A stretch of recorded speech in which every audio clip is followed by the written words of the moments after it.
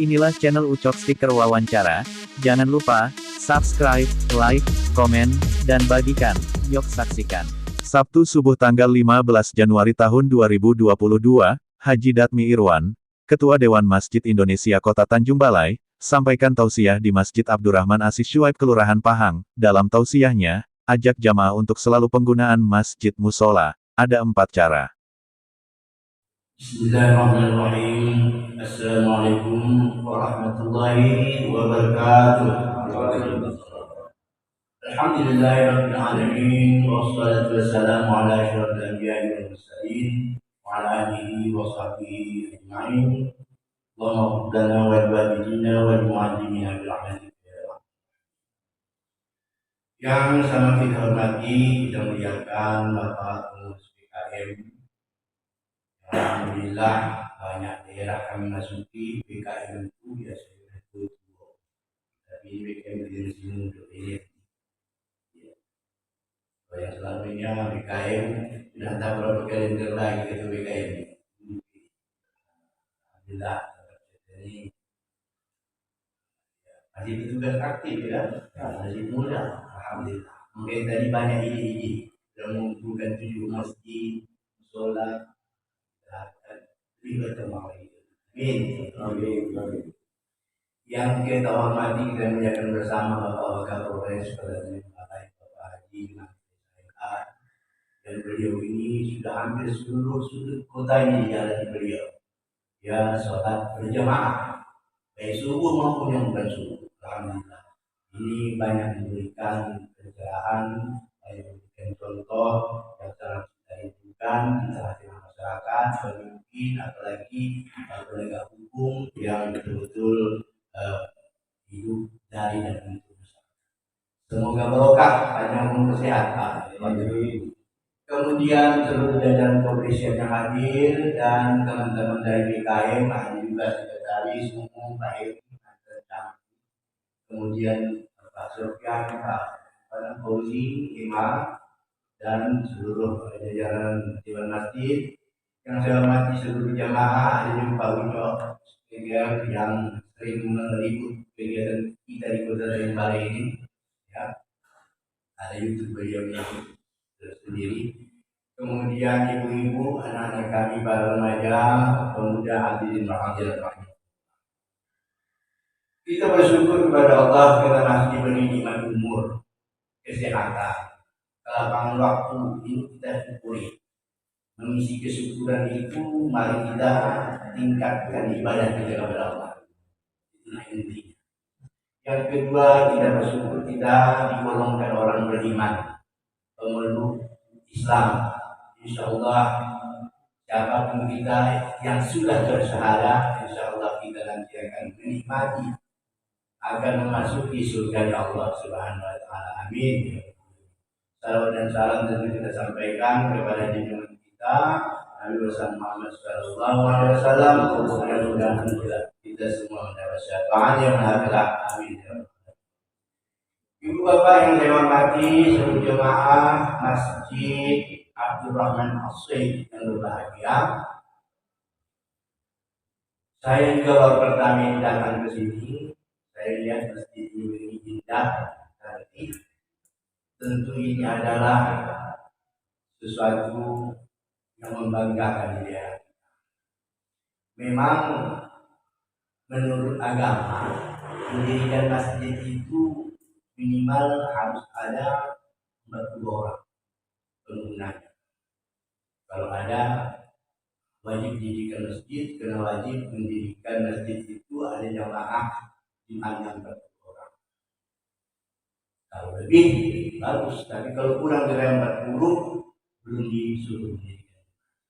Begitu nanti prosedurnya, menyaminya, laporkan ke majelis ulama, mohon Pak supaya kami diberi izin mendirikan jemaah, karena ada fatwanya itu nanti diperiksa mereka dulu lingkungan jarak masjid dan masjid yang lain. Tapi kalau menurut PBM ini peraturan bersama Menteri nomor 9 Menteri Agama, nomor 8 Menteri Dalam Negeri tahun 2006 tentang peraturan atau tentang pedoman pendirian rumah-rumah ibadah, tidak saja masjid, seluruh rumah ibadah yang ada di Indonesia itu untuk masjid itu harus ada pengguna 90 orang dan harus ada pengguna 60 orang, harus ada pengguna 90 orang, harus ada izin lingkungan 60. Sekali lagi, BBM itu adalah pengguna itu 90, sedangkan izin lingkungan setempat ada 60 orang. Berapa lingkungan? Lingkungan itu terserah, siapa saja agama apapun boleh di lingkungan 60. Pengguna ada 90. Nah, itulah dulu pernah toleransi oleh orang umat muslim atau tokoh Islam merumuskan ini. Kalau menurut Quran kita 40. Karena negara membutuhkan kita ini harus kumpul semua, dan itu juga sekarang kita butuhkan, kita rela 90 pengguna bagi dari kita. Tapi ini lingkungan. Jadi kalau belum ada izinnya apa semua, laporkan saja ke Kementerian Agama supaya diurus mereka, sehingga hal ini tidak menjadi masalah. Bapak jemaah sekalian, kami ini Dewan Masjid. Pak Haji Manto sebenarnya pengurus Dewan Masjid provinsi, bukan di kota, provinsi beliau ini, tapi di kota tentu beliau ada pengarah dan penasihat.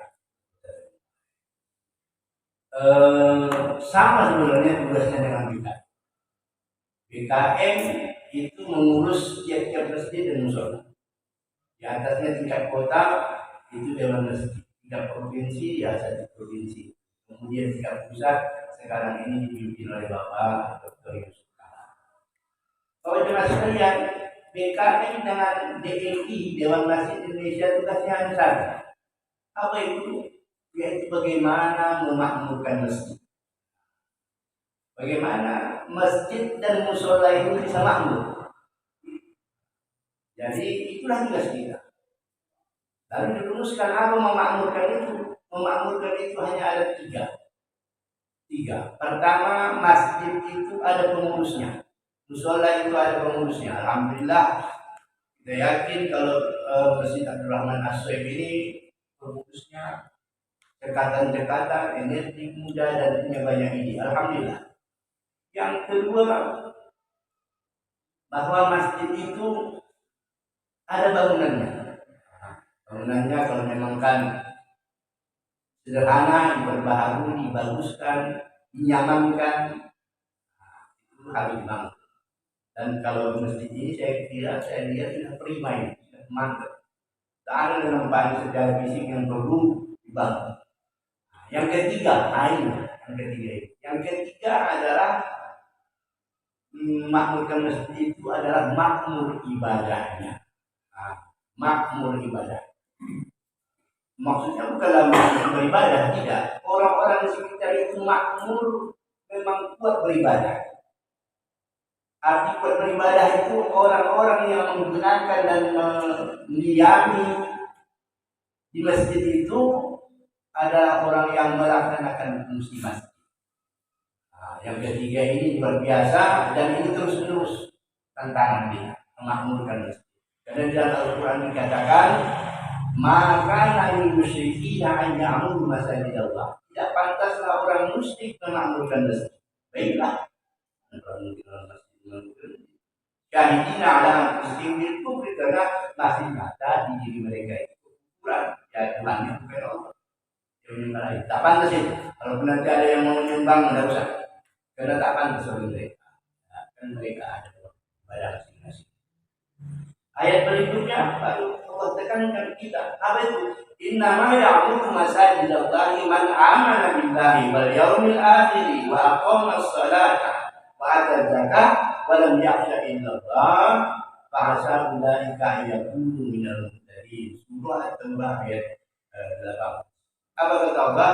Hanya saja yang memakmurkan masjid itu adalah kamu yang mengaku beriman.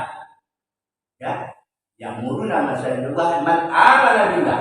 Siapa yang mengaku beriman kepada Allah, ya, man amana billahi wal yaumil akhir, beriman adanya hari akhir, adanya hidup yang lebih lama lagi, lebih kekal, yang kita akan semua bertanggung jawab dengan kehidupan kita, itulah hari akhir, beriman kepada itu. Wa aqama shalah, dan orang yang makmurkan masjid itu adalah mendirikan sholat. Nah, jadi apapun ceritanya, apakah itu jamaah, PKM, siapapun, harus ada sholat berjamaah di sini. Harus didirikan sholat. Kemudian, ya, wa atas zakah, memperhatikan orang miskin. Masjid tak boleh pindah dari orang miskin terlantar, tak boleh. Ya, banyak ayat Al-Quran, aqimus shalah wa ataz zakah, aqimus shalah wa ataz zakah. Itu artinya tidak ada gunanya sholat ramai didirikan indah, masjid bagus, bangunan PAC tidak kalau sebelah kelaparan. Islam tak mengajarkan begitu. Tidak. Ada fungsi masjid. Ya, fungsi masjid bagaimana supaya bisa kita membantu mereka. Nanti saya uraikan ada membantu.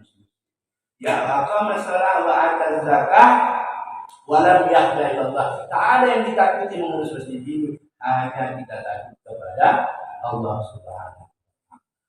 Banyak urusannya. Jadi memang wajib kita mengaku. Pahala kita sebagai ketua BKM itu bukan main luar biasa. Anda nanti menjadi satu golongan yang VIP di akhirat. Tapi bukan di sini balasannya. Insya Allah di dunia pun ada kehormatan, rezeki murah asal.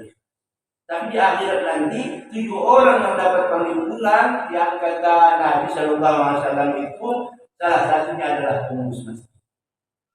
Siapa itu? Yang yuzillu Allah bizilli yauma la yazillu illa bizillihi. 7 golongan orang yang dapat perlindungan kata Nabi nanti di akhirat. Waktu berhisab dia mudah, timbangannya diberatkan kebaikannya. Siapa itu? Pemimpin yang adil. Wa rajulun qalbuhu mu'allaqun bil masjid. Pribadi yang selalu mengurus masjid. Nah, kalau pribadi itu boleh laki-laki, boleh perempuan, boleh tua, muda. Di situ rajulun, pribadi yang mengurus masjid dan seterusnya. Jadi salah satunya. Nah, jadi luar biasa pahalanya. Oleh karena itu mari kita laksanakan ada 4 fungsi masjid. Yang pertama, fungsi masjid yang paling utama, jadikan masjid ini tempat ibadah. Aku ceritain. Ibadah itu apa? Sholat jamaah yang tak ada. Zuhur, asar itu kok sudah namanya masjid. Apalagi nanti sudah didirikan sini Jumat, itu hukumnya fardu kifayah. Baru sekampungan ini kata ada sholat jamaah ini. Maaf, kalau perlu dibayar imam. Nah, itu benar orang kampung. Masjid itu dibayar tiap waktu. Kau jangan pada makan kemana-mana, udah kami sediakan. Itu maksudnya, bukanlah harus mencari kekayaan, tidak. Memakmurkan masjid sholat berjamaah. Samping itu apa lagi yang namanya ibadah? Banyak. Di sini boleh itikaf, boleh sholat duha, sholat ya, boleh baca Quran, lain-lain ibadah. Yang kedua, jadikanlah masjid itu pusat dakwah dan ilmu. Jangan Nabi begitu mencontohkan. Apapun pesan Nabi, hadis banyak kedua di masjid. Peraturan kenegaraan di masjid, karena sekaligus Nabi sebagai pemimpin agama juga kepala negara. Menerima tamu di situ, melantik duta-duta besarnya di situ. Di masjid, semua masjid. Di masjid. Nah, jadi di masjid itu jadikanlah dia tempat dakwah. Agama ini hidup, ruhnya apa? Ruh agama ini hidup dakwah. Kalau dakwah mati, selesai agama ini. Makanya waktu perang Badar, Rasul sampai berdoa orang 319 orang lawan 30 orang. Akal tak bisa lagi mengatakan tidak menang kamu. Ya Allah, tolong kami. Inilah penentuan. Kalau kami tak ada lagi mati dakwah, tak ada lagi sebelum kami. Tolong kami. Hanya engkau dapat mendoakan. 3.000 lawan bisa kalah itu. Menang perang Badar. Karena sudah luar biasa. semua umat Islam ketika itu tak ada lagi hidup atau mati gitu aja. Hidup atau mati agama ini, hidup atau mati diri kita itu pribadi, tapi agama ini hidup atau mati. Akhirnya mereka berjuang, akhirnya menang dakwah. Apa ruhnya agama ini? Dakwah. Dakwah itu berisi apa? Pengetahuan, ilmu pengetahuan dan segala macam. Jadi tidak boleh umat Islam meninggalkan dakwah. Yang ketiga, fungsi masjid ini adalah tempat ukhuwah. Ukhuwah itu apa? Persaudaraan. Ya, innamal mu'minuna ikhwah. Sungguhnya orang beriman itu bersaudara. Kalau orang beriman mati, tak ada ahli warisnya. Yang jadi ahli waris umat Islam yang ada sekitarnya. Hartanya boleh dimakan oleh orang mukmin yang ada di sekitarnya, tapi disalurkan melalui Baitul Mal. Tapi konsepnya itu, konsepnya apa? Ahli waris seorang muslim itu adalah muslim yang lain. Angkanya muslim itu bersaudara. Tapi tak boleh lah dia meninggal terus kita bagi-bagi hartanya, tidak. Kalau dulu kalau ahli warisnya harus begitu. Itu malah mengkaji bagi rezeki siapa yang membangun sekolah apa semua. Itu yang jadi membangun ukhuwah. Janganlah karena masjid berdiri ukhuwah pecah. Nah, ini bahaya. Justru yang diharapkan adanya masjid itu disitulah merekat masyarakat. Kenapa? Masjid itu tidak memandang suku, ras, juga tidak memandang aliran politik, tidak memandang mazhab, semua bersatu. Ketika sholat siapapun imamnya, bagus bacaannya, warak orangnya, itu yang kita beriman. Ya, itu yang kita beriman. Siapapun dia, kalau terlambat, masbuklah dia. Tak boleh nyelonong menjadi imam. Di dalam agama kami tadi tak terlambat, mohon maaf. Karena maaf sudah tua, begitu sudah mau meluncur, datang pula lah. Sudah ke belakang. Akhirnya terlambat. Jadi sedikit saya komentari soal terlambat ini. Kalau nanti bapak-bapak, sebab banyak menanyakan kepada saya, ini kalau kita terlambat masbuk namanya masbuk. Itu kan kita ada dua kewajiban. Orang yang masbuk, orang yang menjadi makmum. Pertama, mendengar imam. Yang kedua, baca Fatihah. Sudah rukun. Mendengar imam, baca Fatihah. Jadi yang mana awak kerjakan?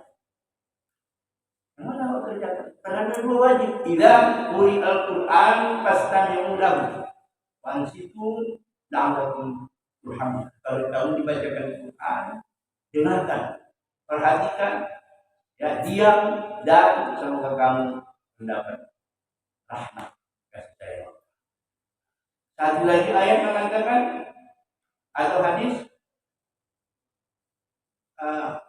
salat itu tidak sah. Biman as-salatu apa? Tidak sah. As-salatu apa namanya? Hajinya. As-salatu la salata biman lam yaqra bil Fatihah. Itu hadis. Tidak ada salat itu kalau tidak membaca Fatihah. Nah, kan dua wajib. Mendengar wajib, baca Fatihah wajib. Kalau begitu apa? Makanya datang kaidah usul fikih. Apa kaidah usul fikihnya? Al-wajibu, wajib itu la yutraku illa bil wajib. Wajib itu tidak bisa ditinggalkan kecuali karena mengerjakan yang wajib. Nah, itu tadi. Al-wajibu la yutraku illa bil wajib. Yang wajib itu tak bisa ditinggalkan kecuali mengerjakan yang wajib. Jadi kalau begitu salah satu harus kita pilih. Apa yang kita pilih? Boleh mendengarkan dan juga baca Fatihah. Jadi untuk supaya bagus sahnya sholat kita, maka kita tinggalkanlah saat itu mendengarkan, kita bacalah Fatihah. Walaupun tadi imam membaca ayat, tadi pas ayatnya di Ilafil Quraisyin, kami baca Fatihah. Tapi habis membaca Fatihah, kami tak boleh baca ayat lain. Begitu juga makmum, kalau misalnya tadi bapak-bapak tak ketinggalan, sudah berniat, saja aku salat subuh 2 rakaat itu imam kena Allah Akbar, imam sudah membaca apa? Membaca ayat, ya. Bismillahirrahmanirrahim. Alhamdulillahirrahmanirrahim. Tak boleh lagi baca Allah Akbar kabir. Allah. Tak boleh baca lagi itu. Udah ditanggung imam. Kenapa? Itu sunnah. Sedangkan kaidah tadi al-wajibu la yutraku illa bil wajib. Kewajiban itu tidak bisa ditinggalkan kecuali mengerjakan yang wajib juga. Sedangkan Allah bergabiro kan sunnah. Jadi itulah caranya. Intinya kalau imam sedang membaca ayat Quran kah, Fatihah kah, atau ayat yang lain, kita wajib dengar. Sesudah kita membaca yang wajib untuk kita apa itu Fatihah, yang lainnya adalah. Jadi kita masuk itulah yang dikaji nanti dalam apa kita pengajian apa semua supaya lebih mantap ibadah kita. Ya. Yang keempat, memakmurkan sebenarnya di samping dari apa namanya ukhuwah, yang keempat bahwa masjid atau musola itu tidak boleh tidak haruslah menjadi tempat mengentaskan membantu orang fakir, orang miskin, anak yatim. Itu tugas. Tadi saya bilangkan jangan ada sekitar kita yang terlantar, tapi kita megah-megah, enak-enak, nyaman-nyaman di suatu masjid. Tapi orang lain entah apa dimakannya di siang, entah apa dimakan di malam. Tak peduli kita. Kalau perlu kasih modal dari masjid, saudara kan boleh. Suruh dia berutang, tapi nanti kau bayar, jangan berbunga. Nah itulah. Jadi makanya orang pengurus masjid harus mengajak, mari berinfak ke masjid, Nanti kalau insya Allah sudah jadi Jumatan, itu tiap Jumat ada tabungan diedarkan, dan itu digunakanlah untuk kemakmuran masjid. Apa? Untuk bagaimana orang bisa beribadah nyaman, bagaimana bisa pengurusnya lancar, kalau ada perlu dibayar, guru juga dibayar, imam khotib itu dibayar, dan yang ketiga bagaimana kalau masih bisa kita mengumpul uang, bisa kita bantu miskin yang ada di kota. Nah itulah fungsi masjid.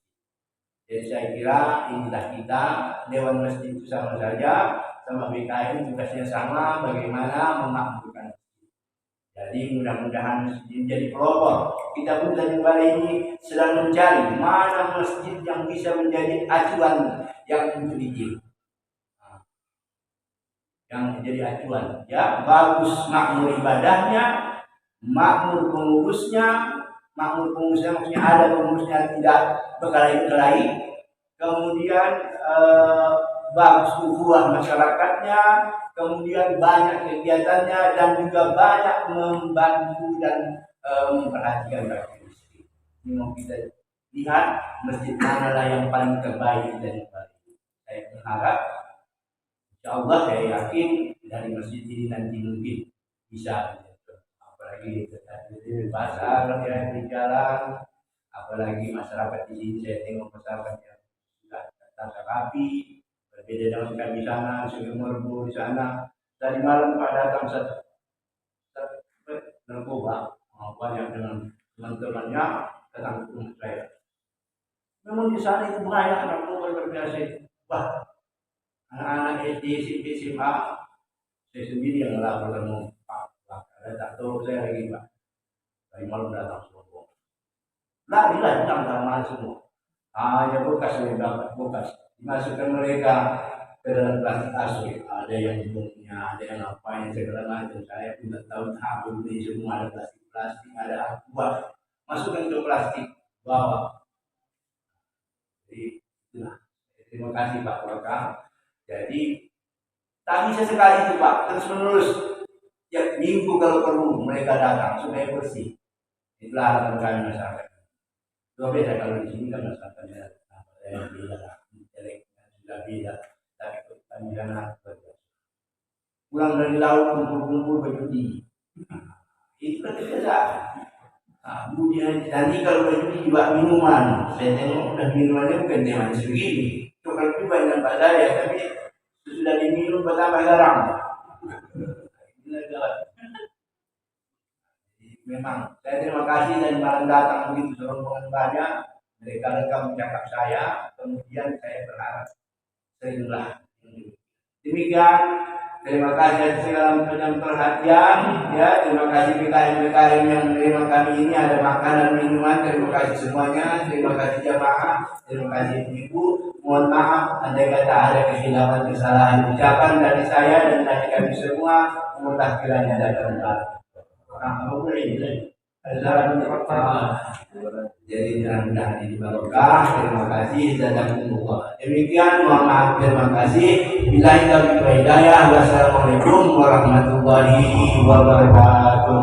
Terima kasih telah menonton berita kami. Tonton berita kami selanjutnya di channel Ucok Stiker Wawancara. Tapi jangan lupa, subscribe, like, komen, dan bagikan. Semoga penonton selalu sehat dan sukses dalam beraktivitas.